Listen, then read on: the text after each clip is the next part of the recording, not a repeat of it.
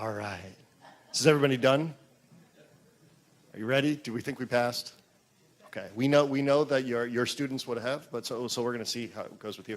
Good morning, everybody. Good morning, everyone. Good morning. Okay, perfect. My name is Rashid Zia. I have the distinct pleasure of serving as the dean of the college. I'm also a proud Brown alum. So I graduated in 2001 with a Bachelor of Arts in English and American Literature and a Bachelor of Science in Engineering. And for the last 4 months, it's been my pleasure to work with my colleagues here, many of the deans here, in support of your students. Today, I wanted to start off, we're going to try to do this very quickly. Eric and I are going to give, Vice President Eric Estes and I are going to give a brief overview of what happens in the college and also in campus life, and then try to open it up to your questions. What I thought would be helpful, though, is a little bit of perspective that I might share with your students. Almost 20 years ago, this was me. I am the gentleman in the baggy blue sweater. I try to convince our students that was cool at one point. I don't think it was cool.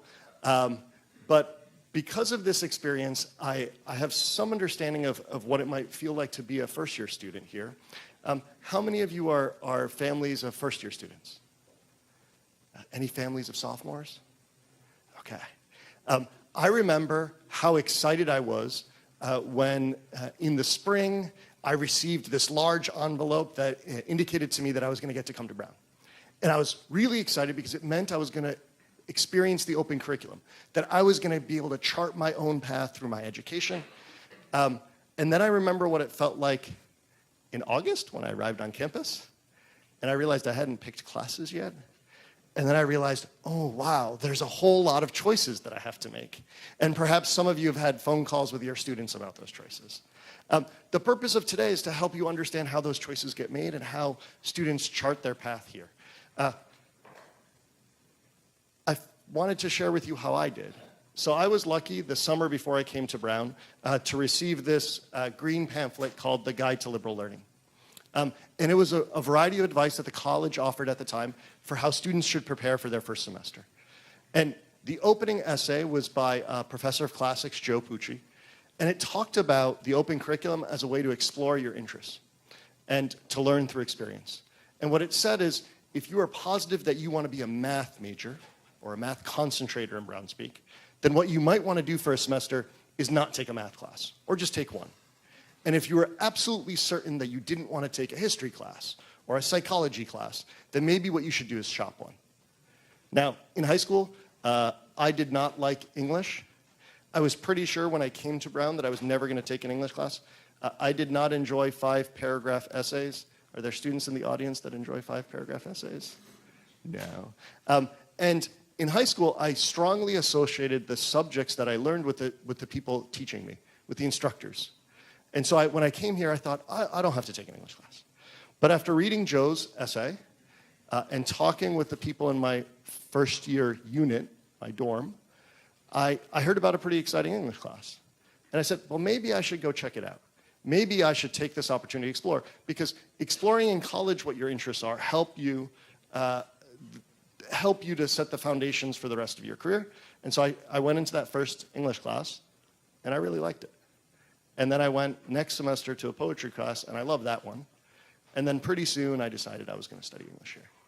And so the path that students take through Brown can often lead in a variety of different directions, and the advice that they get comes from a variety of sources. And I am really excited that you're here today in support of your students, because you are one of those important sources of information as they make decisions. At Brown, your students probably took over the summer a course called First Year at Brown that helped talk to them about their advising network. That is all of the people, formal and informal, that are helping them make choices. And I thought for you, I would chart out what my advising network looked like at Brown. And so this is the young me. And I had a formal academic advisor who I'd meet with to discuss course registrations. At Brown, we also have formal peer advisors, Meiklejohn peer advisors, who are upper class persons who help provide advice about direct advice from other students about exploring the curriculum. But there are lots of other people. So I remember my family, my brothers, and my parents giving me advice. I remember the wonderful people in my dorm, my peer counselors, my friends and classmates. some of whom convinced me to go to that first English class. And then also my professors. So in addition to the formal faculty advisor or staff advisor, academic advisor that your student has, I and many of our students have lots of informal advisors. And I can tell that people are smiling because these are among two of the best engineering professors at Brown who I was fortunate to take courses with my first year. And I really built lifelong relationships with them that help support me. So the key, though, is being able to access the curriculum. And so I wanted to talk to you about three things quickly. First, a little bit about our history, what the new curriculum is. You've probably heard a lot about the open curriculum from your students. How many of you are Brown alums yourselves? So we have a couple, okay. Well, one approach for defining a curriculum is to begin with a set of rules. So usually this is how most people do it. Does anyone know what some of the rules of the open curriculum are? There's some students in the audience. I can ask them. What do you think defines the Brown curriculum? Yes. You have to take a writing component. Okay, so we have a writing requirement. You have to work on your writing through 2 series of courses, one in your first 2 years, one in your second 2 years, at least. Does anyone else know? What else defines the Brown curriculum? Yes?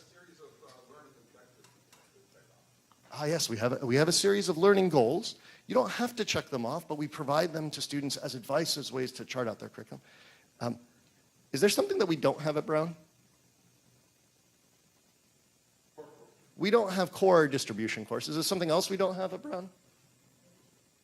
We don't have majors. We have concentrations. Yeah.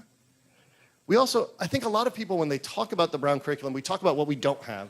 So the fact that we have no core or distribution requirements, the fact that we don't necessarily have grades, that students have the option to take any class, pass, fail, that there is this chance to explore courses. You've probably heard a lot about it from your students, shopping period, where you get to test out different courses. And that in addition to all of the concentrations or majors that we have defined, students have the ability to create independent studies and independent concentrations. This way of structuring curriculum based on a bunch of requirements, or in our case, the absence of requirements, is one approach. But what I want to talk to you about today is that at Brown, our curriculum is defined by a philosophy. This is, in most colleges, if you look up the series of places where it describes the degree requirements. So at Brown, if you open the faculty rules and you go to the section that says baccalaureate degree requirements, the first thing you see underneath them is not a set of requirements. It is this philosophy. And what's very important to the foundation of Brown is that this philosophy was proposed by our students. So it was almost 50 years ago that students on this campus reflected as part of the first group independent study about what the purpose of education should be at Brown. And they were the ones who advocated to change the curriculum. This is a series of students, as you might see, protesting on our main green. You might think that what they're protesting about is the ability to take courses, satisfactory, no credit, pass, fail. That is not what they were protesting about. That vote had already happened. This is them protesting to make sure that Brown has a philosophy of education that is centered on students. And so I wanted to share that philosophy with you today because I thought it might be helpful when you talk to your children. So the philosophy can be described in 4 short sentences that appear. It's first, that at Brown University, the purpose of education for undergraduates is to foster the intellectual and personal growth of the individual student. So we're not trying to create some education that's tailored to some hypothetical average student. What we're trying to ensure is that each and every student on campus receives an education that supports their personal growth. Now, we then say that in order to do this, the student ultimately responsible for his or her own development in both these areas must be an active participant in framing his or her own education. So that we think that the only way that we can achieve the best possible individual development is to ask students to make choices in framing their education. But in order to do this successfully, a central aspect of this development is the relationship of the student with professors and with students and with the material they approach together.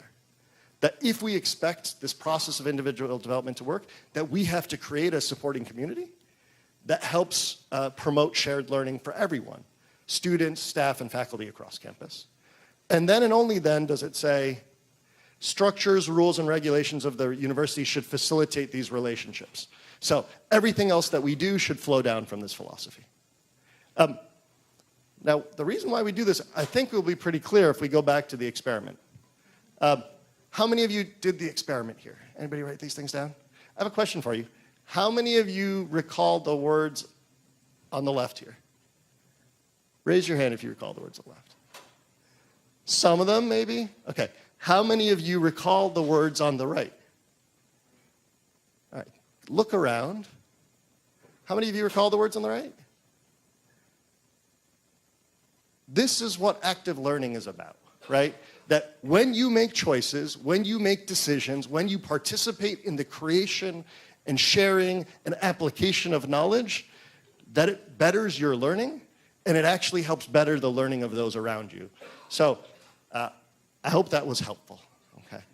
Now, I want to say quickly, we do have a framework. So there's a framework. We participate in liberal education. By the way, it's not liberal education because your students, professors are communist, although some of them might well be.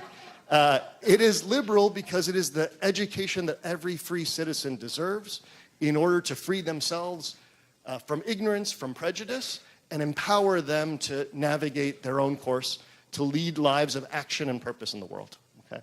I'm going to just say, if you have time, there is a 2-page articulation of this. Look up Brown Liberal Learning Goals, and it articulates all of the things that we hope your children are gaining through this experience. In the interest of time, I'm going to skip this. Okay. I'm going to say that quickly. There are some goals that are closely related, like writing and speaking. Writing, speaking, and thinking are closely related. We want that to be strongly developed. But it also means that you have to develop your aesthetic skills to understand reading in different senses, understanding knowledge in different ways. There are lots of things that when we evaluate them together, such as human behavior, a study of history, a study of science that involve how do we gather evidence, how do we analyze it, what is the nature of knowing, that are closely related. And there are other goals here that help define our community.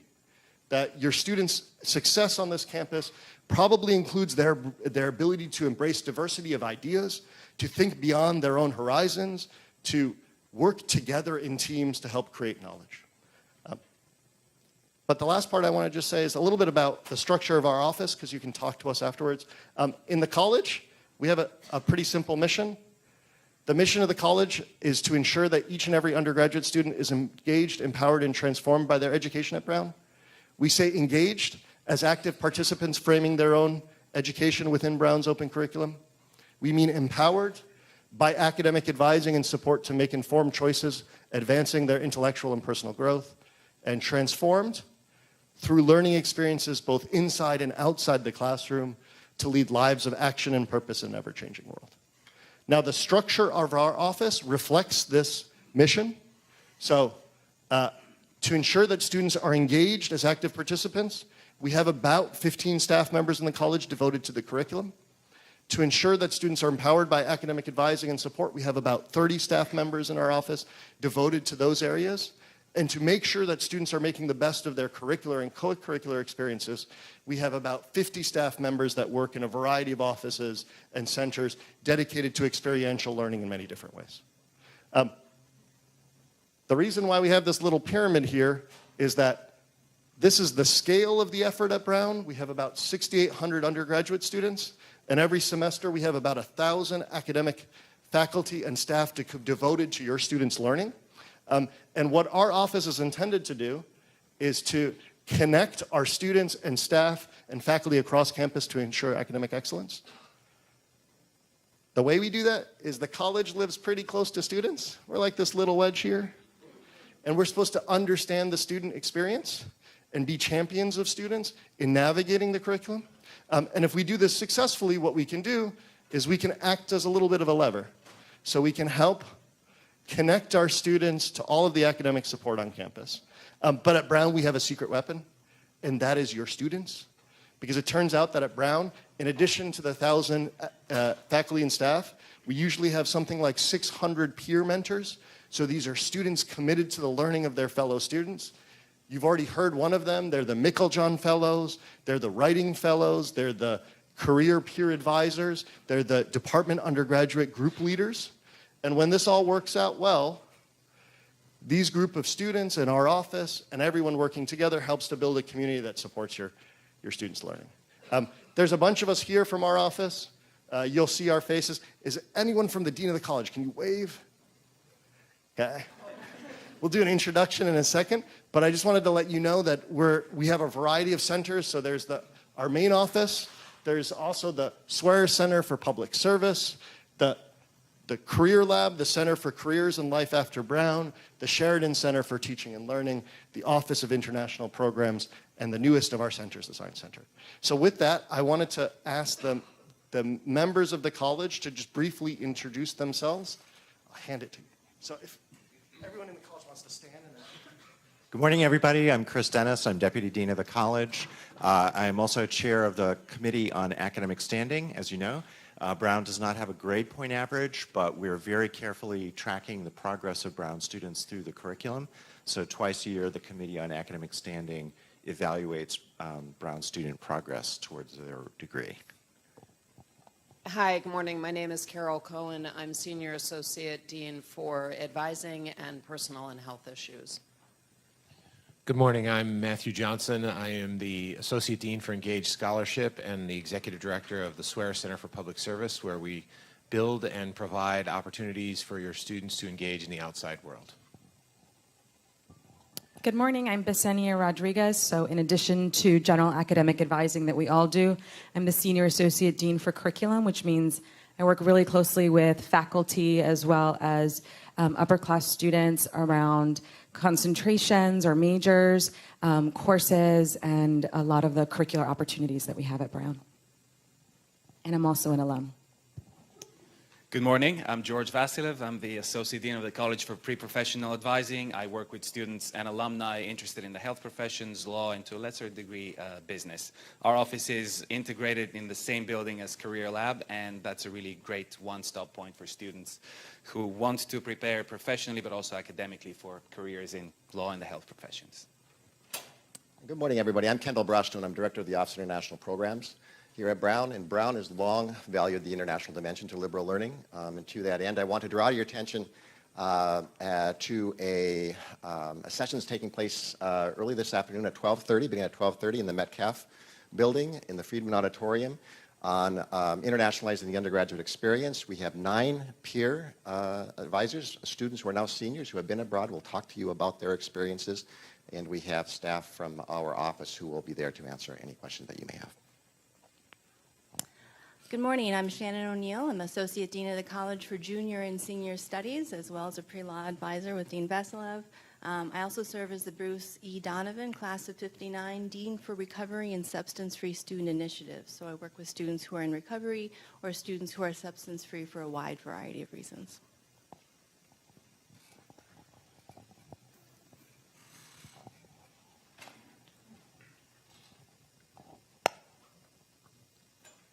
So good morning. Good morning. It's a pleasure to be here with you this morning. My name is Eric Estes, and I have the privilege of serving as Vice President for Campus Life here at Brown. And I thought that what I could do during my time this morning with you all is share a little bit about the division, who we are and what we're doing, some of our priorities, and some highlights from the last couple of years. I came here a little over 2 years ago and have the great privilege of working with some really wonderful colleagues, talented colleagues in a large division, as you'll see, who I am continuously amazed with in the day-to-day how hard they work to support students and make sure they're able to thrive here at Brown. So I am going to just go through very briefly some of our guiding values and commitments as a division, talk a little bit about who we are, as I said before. We've been doing a lot of strategic planning over the last 2 years. There's been a number of changes, and give you a sense of what kinds of priorities are rising to the top as we've been thinking about our work, and then talk a little bit about progress that we've been making, give you some highlights. It's not going to be comprehensive, but a sense of what are some of the things that we're particularly interested in that are happening that you might find interesting as well. So We really, in Campus Life, care very much about supporting the core academic mission. I think typically when you think about the core academic mission, you obviously think about the classroom, but we're actually very invested in making sure that students can be successful outside the classroom, but also so they can be successful as students inside the classroom. Something else that may not immediately be clear, but in Campus Life, we work with all students. So we work with undergraduates, but we also work with graduate students, medical school students, and in some cases our offices support faculty and staff as well. So for example, my colleague Kathy Axe is here. In her office, student and employee accessibility services support employees as well. So we have a broad mission in that regard. Like I said before, we really want to make sure that students are thriving during their time at Brown and beyond. We want to be very focused on how we're building community with students and how we're also, and I'll talk a little bit more about this in a minute, how we're helping them sort of bridge community across differences. We want to lift up developmental mentoring, and by that I mean, I think there's sometimes a perception that in campus life divisions we kind of solve problems for students, and I think we think of it much more as our walking alongside your students as they encounter opportunities and sometimes challenges, and how we work with them in a developmental way to know what their resources are, know what their options and choices are, and hopefully over time make the choices that are best for them. We want to maximize inter and intra-divisional collaborations. One of our closest is with our colleagues in the Dean of the College, but we also work very closely with other divisions, the graduate school, the provost's office. So how we work with other parts of the institution to make sure that students are being best supported. And then how we're embedding diversity and inclusion in all the different aspects of the work that we do, and hopefully you'll see that as I share some of the work that we're engaged in. So this is who we are. We're a large division at 17 different departments and centers. You can see them listed here. I won't go through all of them, but it's about 425 FTEs or staff, including everything from athletics to student veterans and commissioning programs. So we have a broad and diverse mission.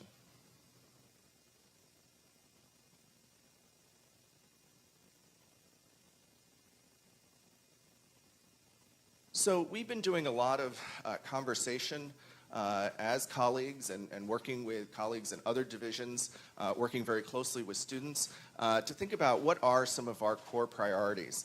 And you can see where over the last couple of years we've sort of landed in terms of some of the things we think are most important about what we do.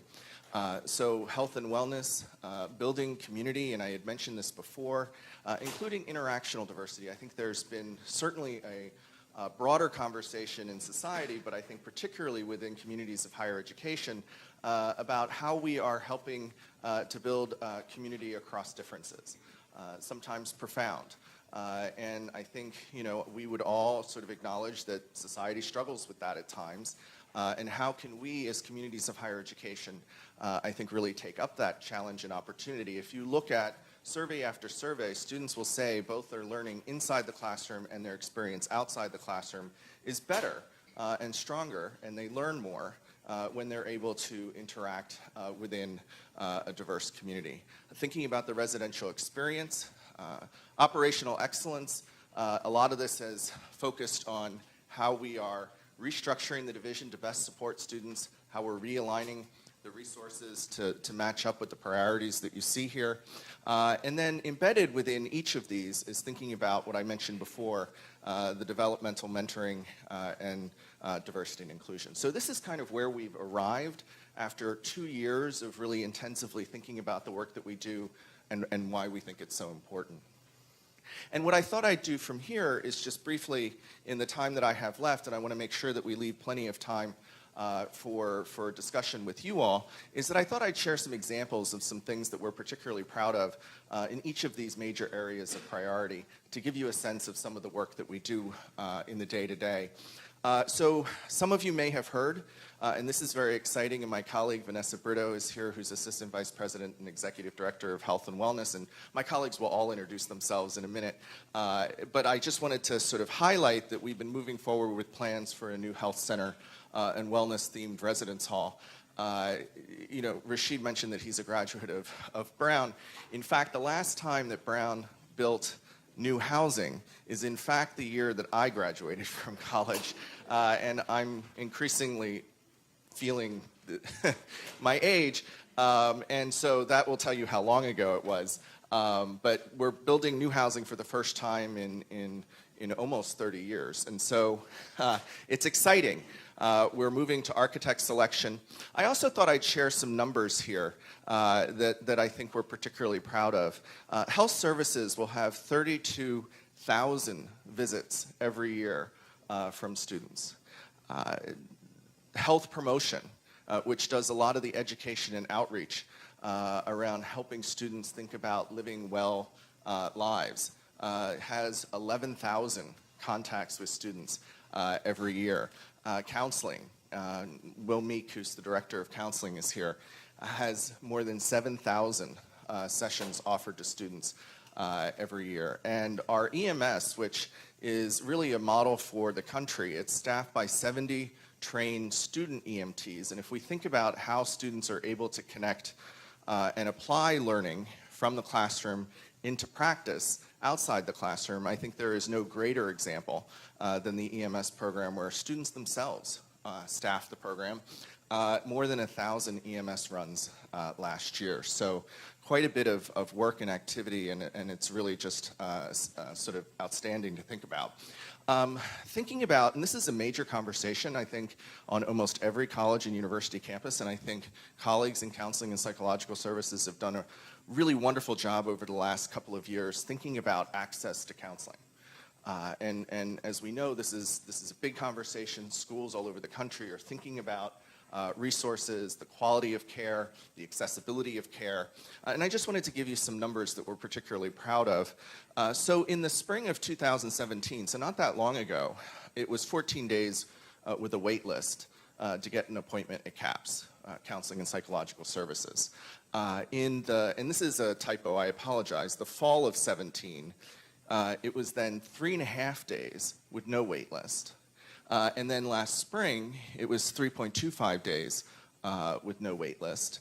And that is also considering that the first and last 2 weeks of the semester are essentially open.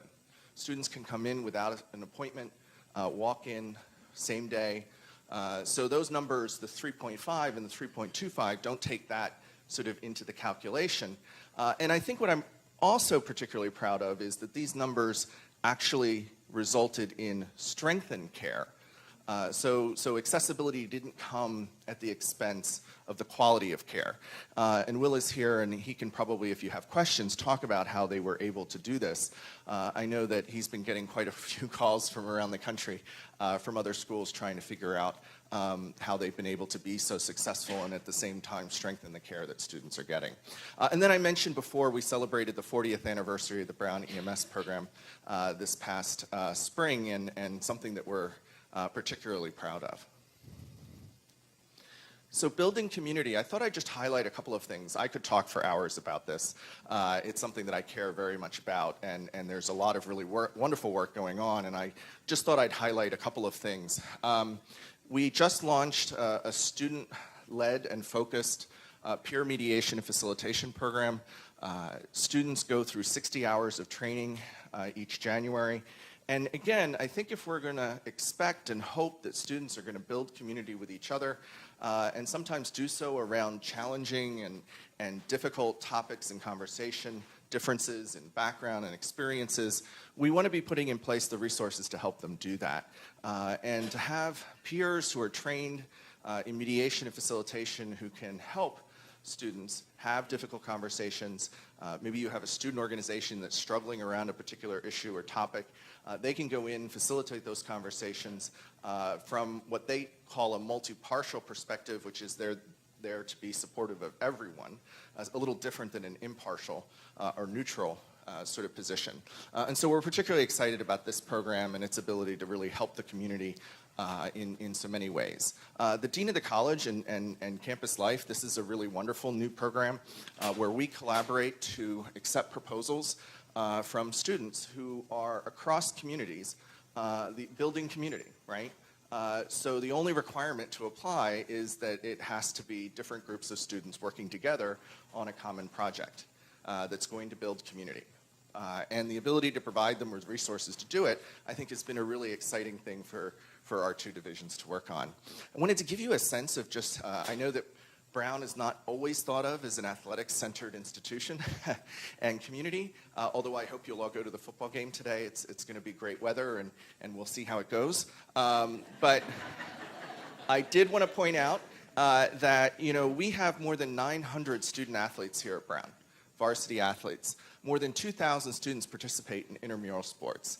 More than 800 students participate in club sports. So whether it's from a physical health and wellness standpoint, or whether it's about building community in particular kinds of ways, it's a very important part of what happens here. And I think when we think about interactional diversity and students interacting across sort of diverse backgrounds and experiences, we don't typically think of athletics, but I actually think it's an area of opportunity that we should be thinking more about. So we typically look at a football team and think, oh, it's monolithic, they all play football, right? But actually, if you look at a football team, those athletes will be coming from an incredibly diverse set of backgrounds and experiences. They're brought together by a common activity. But they will really be, I think, one of the ways in which we can think about how we are engaging in and modeling interactional diversity for the broader community. And then it's been exciting to think about the multi-divisional commitment to increase support for international students over the last few years. The Dean of the College, Campus Life, the Provost Division, the Graduate School have all, I think, collectively and in really wonderfully integrated way scaled up resources to support international students over the last couple of years. And we can talk more about that if you'd like, but it's I think, really, really exciting. The residential experience, I thought here I'd share some of the things in terms of the quality of housing that we've been engaged with. I think this is something that from a capital maintenance perspective, every university and college in the country is thinking through and planning through. And I just wanted to share some of the numbers that help give some context as to how seriously we take the idea that there are parts of the housing inventory that we need to do some work with. And you can see that we spent some significant money this past summer with a set of renewal projects, significant amount of money over this past decade. I suspect we will spend a similar amount over the next decade. Increased funds, I think, and this is important for sort of the in-year, not the major projects, but we need to repaint a lounge, or we need to switch out some appliances in a kitchen. The ability to do more in-year work at the department level, my colleagues in Res Life have really sort of focused and spending a lot more attention during the year to that kind of work. And then also furniture replacement. While it may be at reunion nostalgic for alums to come back and sit on the same couch that they did 25 years earlier, that doesn't necessarily make for the best experience for students. And so we have worked very hard to get on a much tighter and shorter timeline for furniture replacement. And I think that's going to make a big difference in terms of the experience of students in their residence halls. And then lastly, and this is not the sort of, most dynamic topic, but I think is really, really important, and the one that makes all the other sort of work sort of move forward in a way that's effective. I thought I'd just share a little bit about operational excellence, and I think Christina Paxson, the president, talks about this at an institutional level. We've been thinking about it a lot at a divisional level, and it's kind of what makes everything else go in as efficient a way as possible. So a lot of the last 2 years has been about foundation building, thinking about department to department, what the right staffing structure is, what the resource alignment should be, what the strategic priorities of each department should be.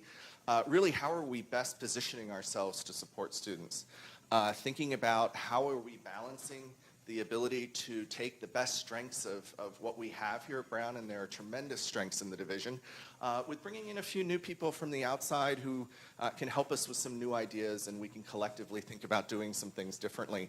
I mentioned the counseling example as just one. How are we reducing barriers to compositional diversity in our searching and hiring processes? And this is also something that I could talk for quite a while about, but I promise I won't. It's something very important, though, to think about: how does this sort of division reflect and the diversity of the students who we're supporting, and when they look at us, are they seeing themselves in the people who work with them? And then finally, thinking about how we build consistently over time the capacity of staff, regardless of what our backgrounds and experiences are, to make sure that we're all in a position to be supportive of the students that we're working with, how we're being intentional about that work, how we're making those opportunities increasingly accessible to staff, and I think that's incredibly important too. So it's not just who you are, but it's everyone's obligation to be able to be in a position to do the work to support students. So that's exciting. So I'm going to stop there. I just wanted to share some of what we've been up to and give you a sense of the division as a whole and some of the work that we're doing and the things that we care about. But before I end and we go to the questions, since Rashid set the precedent, I'd love for the staff and Campus Life to stand up and maybe introduce yourselves and the offices that you work in. And I really just want to say that I appreciate so much, given how busy a time of year it is, that all of you, both DOC and Campus Life, have joined us this morning. I really appreciate it. Hi, everyone. I'm Cynthia Ellis. I'm one of the Associate Deans in Student Support Services. And just a very quick thumbnail sketch of what we do. I'm one of 5 deans in this office, and we work very, very closely with all of the people you've just heard mentioned. Most closely, I would say, with the Dean of the College and Health Services and CAPS and Cs. We really support students around the ways in which their health and wellness or significant personal circumstances might be affecting their academics. And we help students connect with other resources on campus. We also run the Administrator on Call service, which is after hours sort of emergency service system, and we also do the medical leaves, among other things, just to give you a feel for our office. Thanks. I'm Kathy X. I'm Associate Dean of Students and also the Director of Student and Employee Accessibility Services. We work with students that have any kind of disability, as well as people that get temporary injuries, and we manage everything from academic accommodations to housing accommodations, dining accommodations, transportation around campus. So we do a wide variety of things, including working with visitors to the campuses and families. So welcome today, and I'll pass this to... Thank you. Good morning. I'm Richard Hilton. I'm the Associate Director for Residential Life.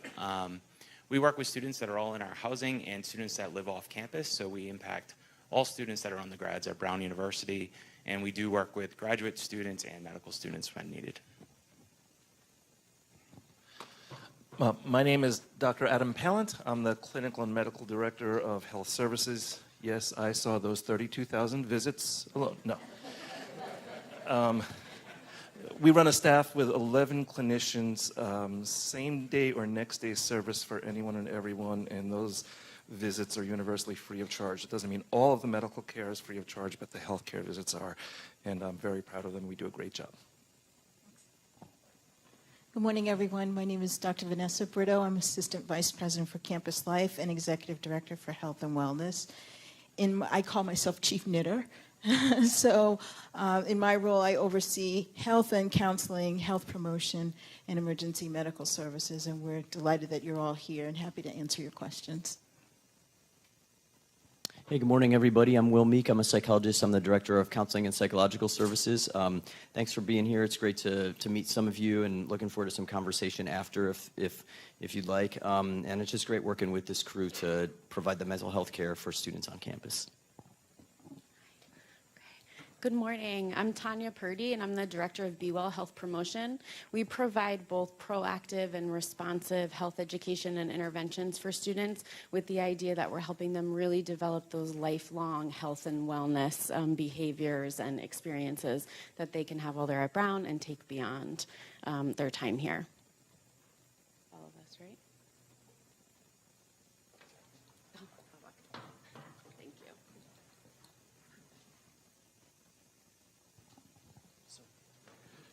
So we'd like to open it up to comments or questions that you all may have for either the two of us or for our colleagues who are here.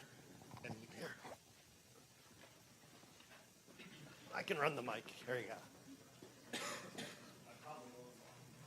go. First, I want to thank you all. My daughter had one brief health blip, and it was amazing to me to see how quickly forces were marshaled to support her and to let her professors know. It was really outstanding. But my question is for Dean Zia. There was a note about develop a facility with symbolic language, and I just was curious as to what that's all about. So when we think about our ability to communicate abstract or complex thoughts, we oftentimes need to come up with additional languages that allow us to communicate that. So we talk about symbolic languages, we're talking, for example, about mathematics, about computer programming, and the desire of all students. We do want students to also pursue foreign languages. The ability to describe or name something in a different language helps us to expand our ideas of what it is. But when we're talking about symbolic languages, we're often talking about mathematics, computer science, programming. We also have symbolic languages in lots of separate fields, right? So in cognitive and linguistic science, right?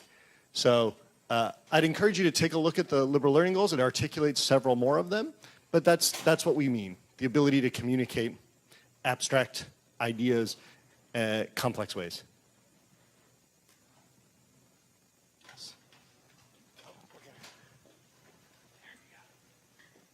I have a suggestion about the library shelving, because my daughter says, she's a freshman, right? And when she goes to the library and go to the, especially go to the up floors, the shelves, the lighting is off usually by default, and you have to push the button, and it will stay on for like 5 minutes. But she feels like, in most time, it's kind of freaky when there's nobody out there in the whole floor. So that discourages her to go to the library, especially go to the math library. So is that any way, we can do like to keep the lights on all the time?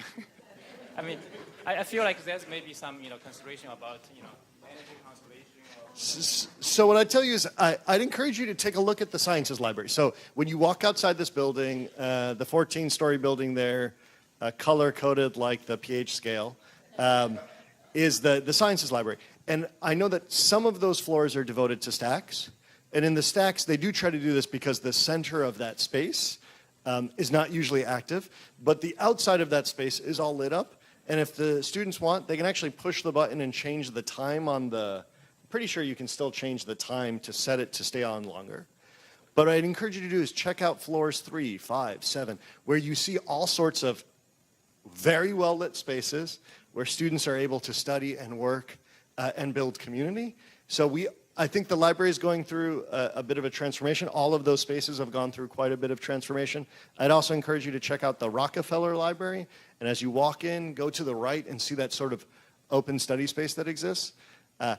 Neither Eric nor I are in charge of the libraries. So we can pass that on to the interim library. The basement, she said, is very freaky.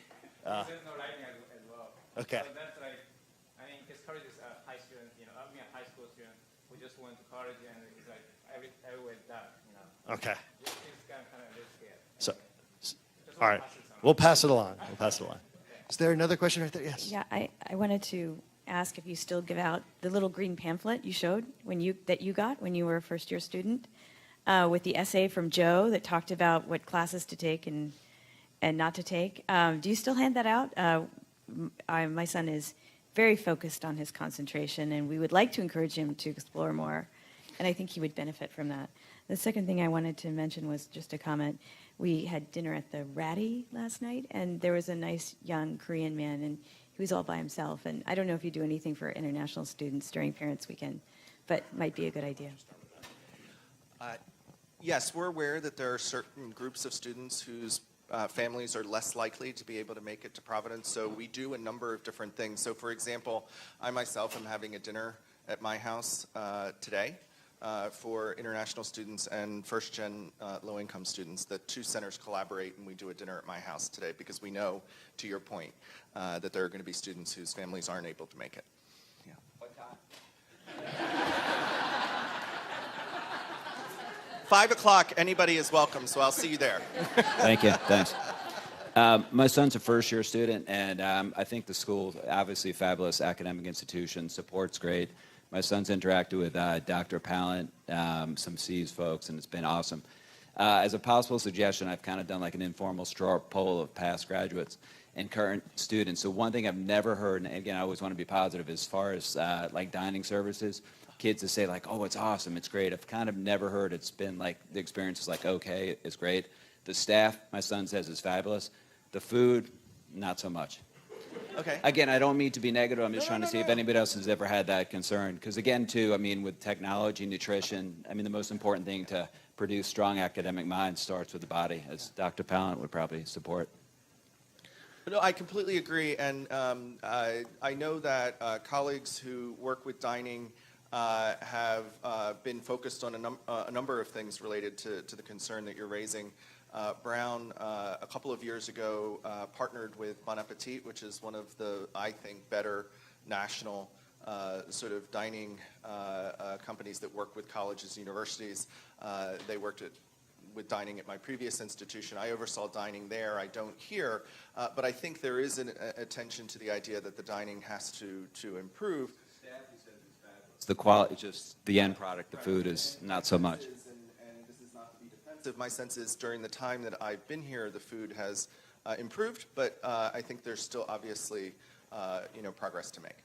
Two easy suggestions, actually. I know a competitive school with washers and dryers. They offer them for free with no coins. Kind of a cool little thank you back to the parents.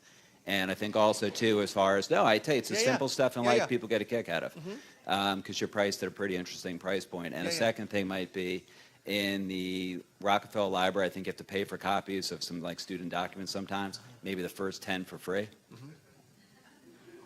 So I just, so I want to, I guess maybe a weird thing, so since Eric can't say it, I eat at the Ratty once a week, and I actually enjoy the food. There's a certain age you arrive at where if there are multiple options and you didn't have to cook any of them, you're just excited. Yeah.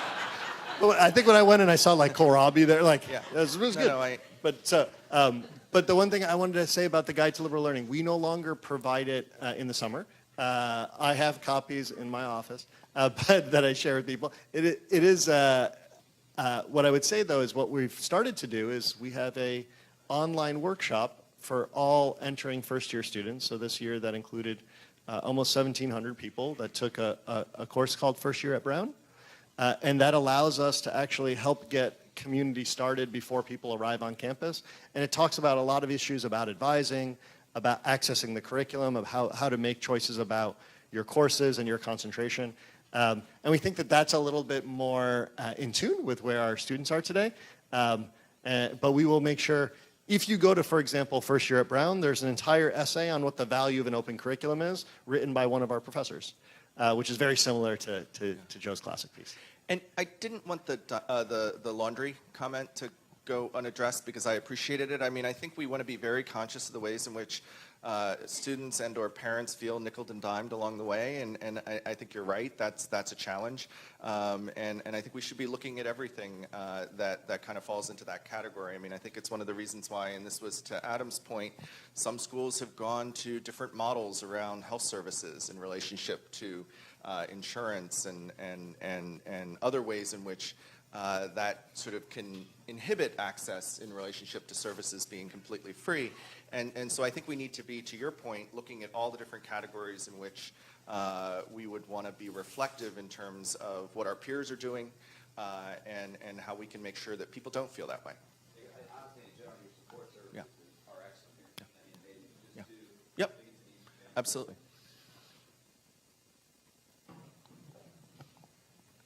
I was wondering if you could talk a little bit about why a student would take a course for a grade or not a grade. I got a call 2 weeks in saying, I want to take this class, but it's a lot of work, and maybe I'll take it not for a grade. So I didn't really know how to advise in that situation. So the thing I would say is that, remember that grades are one means of communicating information, but our ultimate goal is student learning. So when students are choosing which grade option to take, we try to talk to them about their own, what would benefit and support their own learning. So when I was a student at Brown, for example, I took most of my math courses for a grade.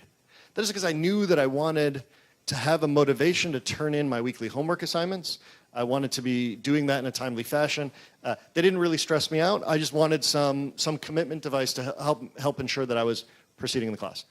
However, I took many of my early English courses pass-fail, because what I really wanted to do is I wanted to do my reading, and I wanted to write my papers, and I knew that I was a little bit anxious about my own writing, and I didn't want to worry about that. I didn't want that to prevent or impair my learning in the course. Now, there are students on this campus who are the exact opposite of me, right? Who will want to take their English class for a grade because it will benefit and support their learning to have a little bit of raised awareness and anxiety around the feedback that they're receiving on their grades, on their papers. And there are also students who will take math classes pass-fail because they don't want every homework that they're doing to feel like a barrier, an impediment. And so they know they're going to do it regardless of whether or not they're getting a grade. And so for us, all of these things, grades, tests, they're not primarily about evaluation. They're primarily about learning. We're trying to offer opportunities for students to consolidate their learning, to crystallize their views on topics, to integrate the different segments of a class and different courses that precede it to advance their knowledge. And we believe that most Brown students, by the way, just for reference, take about one course, SNC, satisfactory, no credit, every semester. We also at Brown do not report on a transcript if a student earns a no credit, because we want students to take classes that are challenging for them, to not be afraid of failure, because what we need is to push our own boundaries. And so that's how our grade option is talked about usually with students. And if you would like, I'd be glad to talk to you about that afterwards. So just one follow-up to that.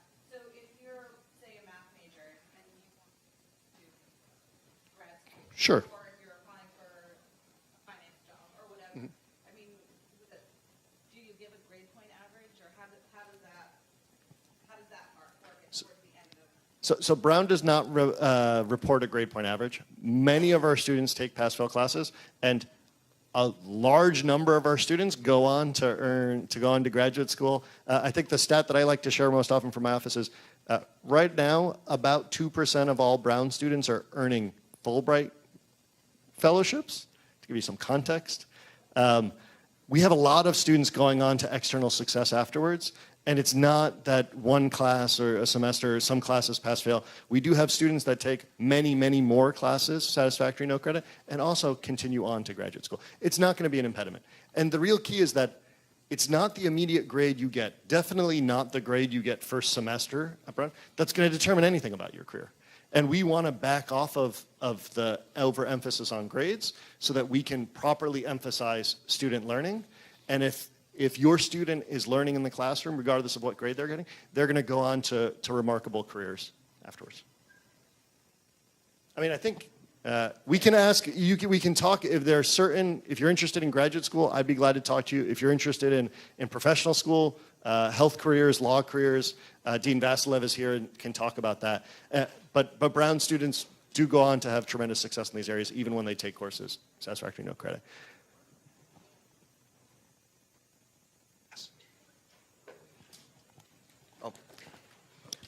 Oh, hello.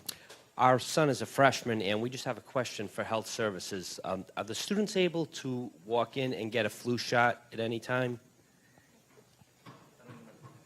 Yes. And do me a favor. Let everybody you walk and see know. The answer is yes, do it.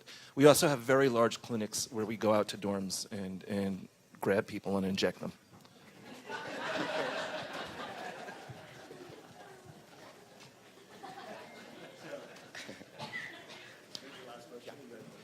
We might have this be the last question, and then I'm sure we'd all stay up front, and you can come down, and we continue to have conversations. So, I'm also the parent of a first-year student, really encouraged by everything that I heard here in terms of the diversity of support that is available to my son, and speaking with people yesterday. My question is really one kind of scale, because I was thinking about what you said about the work that you're doing around bridging diversity among the students, and I was hoping that that was something that you were really thinking seriously about doing with the faculty and staff as well. I just think that if you want to teach writing, you have to write, and perhaps if you really want the students to be successful in bridging those gaps, it should be done among the faculty and staff as well. The other thing that I was thinking about was the success that they had at the health services in terms of providing services and expanding that and improving that. And I know that you're getting a lot of calls from folks across the country to try to figure out how better to do that. But I was hoping you were also getting calls from other departments here at the college, because maybe it could be what they're doing to have success there could be used as a model to improve service layout, rollout to the other students in other departments. And maybe I'll just speak to the staff piece, and Rashid, I don't know if you want to speak to the faculty piece. I completely agree, and I think that part of what Brown has done, and if you have an opportunity to read Pathways to Diversity, the university's Diversity and Inclusion Action Plan online, I think Brown has gotten a lot of national attention for saying that this is going to be an institutional level priority. I think often efforts around diversity and inclusion get positioned against things that we would prefer they not, right? And it really comes down to, in my mind, institutional will, the will to do it. And I think the Diversity and Inclusion Action Plan is really Brown's expression of that will and commitment.